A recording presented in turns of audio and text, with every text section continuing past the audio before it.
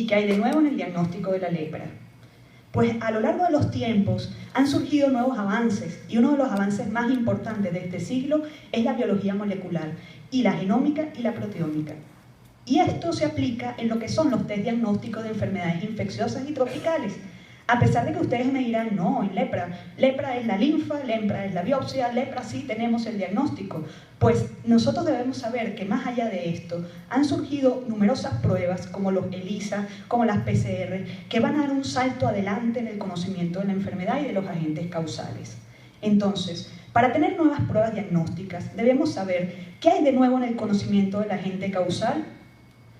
Pues todos nosotros conocemos al Mycobacterium lepra como el agente causal de la lepra, pero muy poco sabemos, y esto es controversial y cada vez se reconoce más, de que están surgiendo diversas especies productoras de la enfermedad. Recientemente se ha descrito el Mycobacterium lepromatosis como un agente causal también de la lepra en México. Además, también se sabe que la gente puede sobrevivir en distintos seres vivos, como los animales, chimpancés, como los cachicamos, pero en nuestro caso sabemos recientemente que además sobreviven amigas de vida libre, y esto da un salto adelante en mecanismos de transmisión de la enfermedad y en posibles modelos experimentales para nuevos métodos diagnósticos. Y aquí tenemos a la micobacteria. Todos nosotros la conocemos desde hace mucho tiempo. Ustedes ven aquí que se han identificado proteínas de superficie desde antes de 1980. Pero ¿qué pasa? Cada vez sabemos más de ellas. Sabemos dónde están ubicadas, en la cápsula, la membrana externa. Conocemos las proteínas. Y más allá, ahora conocemos el genoma de la micobacteria. Y esto nos sirve en adelante para poder hacer un diagnóstico más específico de la enfermedad. ¿Para qué nos sirven los avances de genómica, proteómica y biología molecular? Para tener conocimientos en vías metabólicas, factores de virulencia, identificación de antígenos para elaborar vacunas, determinar genes de resistencia, determinar nuevas especies y elaborar proteínas para nuevos test diagnósticos. Entonces, también para una prueba diagnóstica, para que sea efectiva, debemos conocer la patogénesis de la enfermedad. ¿Y qué hay de nuevo en esto?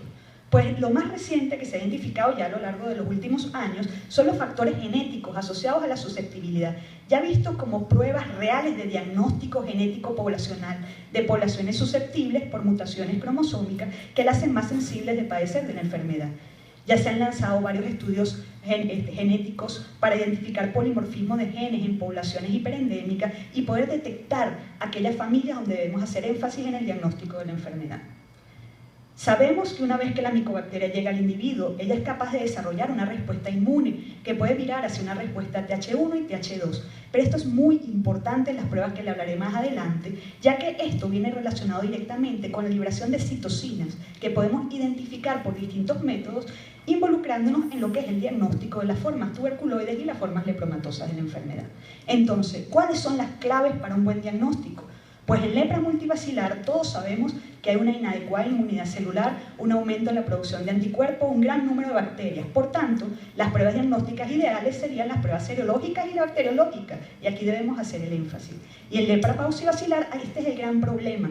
No hay una adecuada formación de anticuerpos, que es lo más sencillo de detectar, pero hay una buena inmunidad celular y hacia ahí van las investigaciones futuras para poder sobrellevar el problema de las bacterias escasas muy difíciles de encontrar. Entonces, ¿cuáles son las nuevas herramientas de las cuales disponemos para el diagnóstico? ¿Qué se busca en una prueba ideal? Y aquí van las investigaciones recientes. Quizás esto es algo mitológico, algo que quizás nunca vamos a alcanzar, pero buscamos una prueba de fácil aplicación, rápida, económica, poco invasiva, que detecte la enfermedad de manera precoz, que nos sirva no solo para casos, sino para descarte de contacto y que pueda ser llevado a trabajo de campo en grandes poblaciones. Pues en la práctica nuestra clínica sigue siendo básica, pero han surgido nuevos hallazgos en la histopatología, en la determinación de los lípidos en piel, en los estudios paraclínicos de extensión, en la serología y en la determinación de citocinas, que es en lo que me voy a detener en esta exposición. Y lo más reciente, los avances en el PCR a través de la extracción, amplificación e identificación de DNA y RNA, que nos ha servido para aumentar la sensibilidad para el diagnóstico en pacientes paucivacilares. Entonces, primero nos enfocaremos en cómo hacemos el diagnóstico actualmente y qué hay de nuevo en el diagnóstico serológico para pacientes multivacilares. Quizás los que estamos familiarizados ya con la foto clínica ya podemos hacer un diagnóstico certero o bastante certero de una lepra multivacilar, pero ¿cómo en un trabajo de campo alguien que no tenga experimentación y que quiera hacer el diagnóstico puede hacerlo de manera rápida en la actualidad y en un futuro? Pues ya desde el año 1980 se identificó el glicolípido fenólico como un componente de la micobacteria con alta capacidad antigénica. Y ahí partieron las investigaciones en los estudios serológicos rápidos de la enfermedad que pueden ser aplicados por cualquiera que vaya a un trabajo de campo. Entonces se determinan los niveles de anticuerpos y eso está relacionado directamente con la carga bacilar y con la respuesta al tratamiento. Pero tiene un inconveniente, una utilidad muy limitada en lepra paucibacilar. Los anticuerpos contra el glicolípido fenólico los podemos determinar a través de ELISA y en pruebas rápidas a través de inmunocromatografía. Pero, ¿cómo hacemos entonces con los pacientes multibacilares? Entonces, ahí venía el interrogante de los investigadores y han seguido adentrándose en lo que es el mundo de las proteínas y de los péptidos, fabricando proteínas recombinantes, proteínas de fusión, que han sido investigadas en numerosos países y se fueron dando cuenta de algunos hallazgos, como los que les voy a mencionar. Que a pesar de que hay distintos patrones de expresión serológica en distintos países, pensando de que la serología no es tan simple y depende no solo de la micobacteria, sino también de la respuesta a la enfermedad, viene un denominador común, de que en todas las zonas donde se han investigado estas proteínas, hay dos en particular que marcaron alta inmunoreactividad en pacientes con lepra, que son la ML405 y ML2331, y eso entró en el fundamento de lo que es la tecnología del microarreglo genético, y nos llevó hacia lo que se utiliza actualmente y lo que se utilizará en un futuro como diagnóstico rápido de Hansen, que son las proteínas de fusión y los complejos de fusión. Pues simplemente si vimos que el glicolípido fenólico es bueno, estas proteínas son buenas, bueno, vamos a ver qué pasa si las fusionamos. Si fusionamos los genes y hacemos una proteína antigénica que nos sirva para aumentar la detección de casos. Es así como surge la proteína de fusión LID. Y más adelante el complejo de fusión NDO-LID, que es la unión de la proteína LID con un complejo similar al glicolípido fenólico, que se investiga a través de ELISAs y a través de inmunocromatografía y que se considera actualmente un sustituto adecuado en manos inexpertas para diagnóstico rápido de lepra multibacilar con eficiencia y eficacia corroborada en múltiples países latinoamericanos. Y es algo que ha llegado tan moderno de que hoy en día hasta con un celular smartphone y su tecnología podemos cuantificar la respuesta de producción de anticuerpos contra estas proteínas y en trabajo de campo rápidamente podemos hacer un acercamiento a la lepra multibacilar. Entonces surgen como pruebas rápidas con muy alto valor predictivo y negativo para el diagnóstico de la enfermedad. Aquí tenemos una foto de lo que sería una prueba rápida, muy sencilla de aplicar en un trabajo de campo. Tenemos la placa que inmoviliza dos antígenos, en ella colocamos una gotica del reactivo y posteriormente colocamos suero del paciente. Y en 10 a 20 minutos, si obtenemos una sola rayita, la prueba es negativa.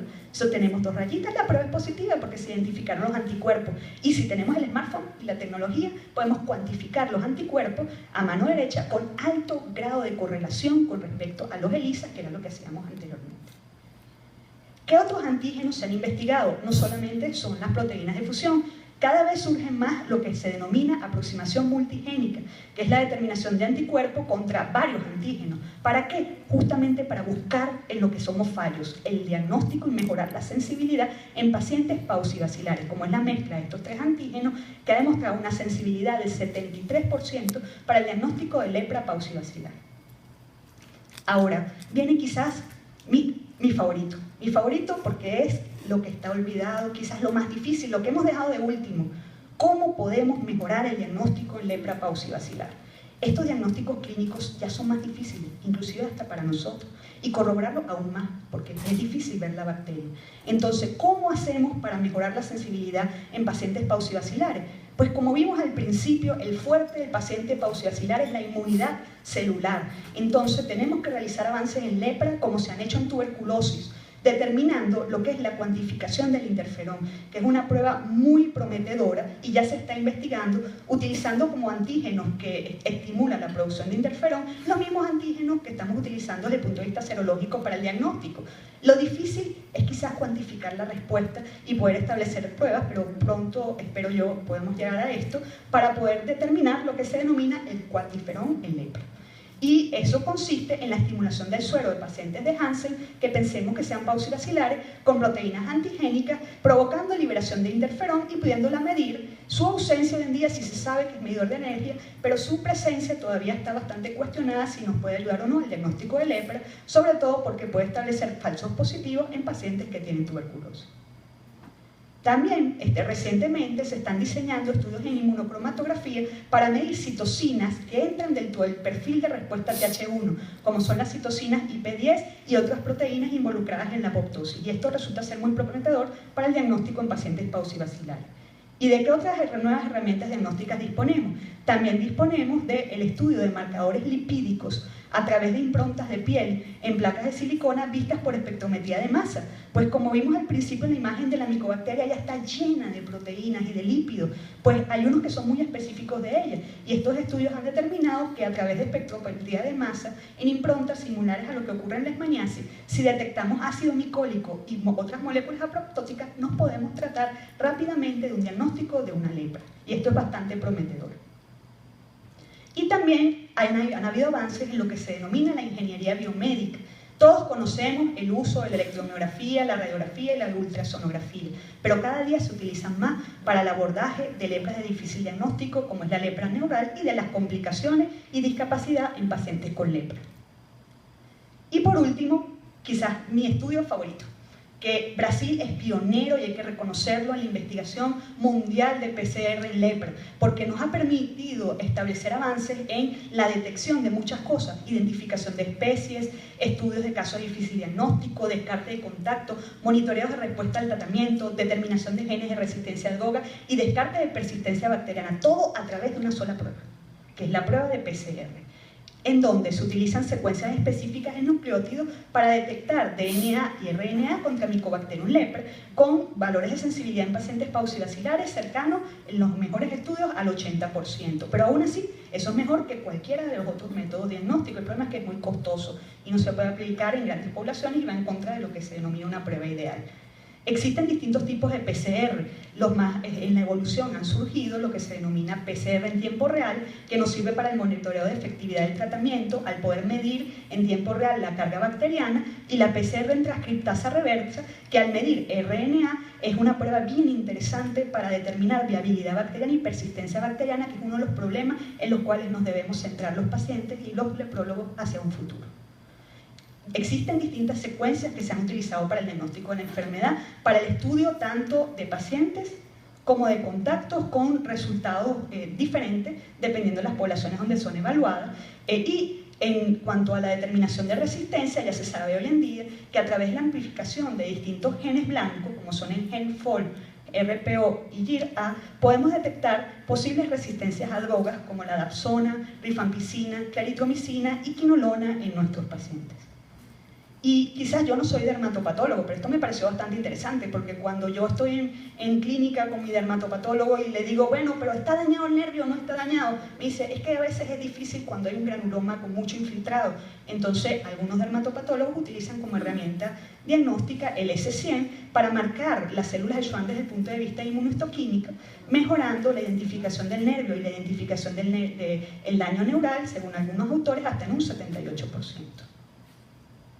Y también para las zonas donde sea difícil la realización técnica de una biopsia, se ha implementado en diversos estudios el uso de la punción por aguja fina de lesiones por Hansen, con una buena relación entre la citología y la histopatología, según algunos autores, entre el 78 y el 90%, siendo esta una herramienta útil, poco invasiva, en sitios donde no puedan realizar la biopsia.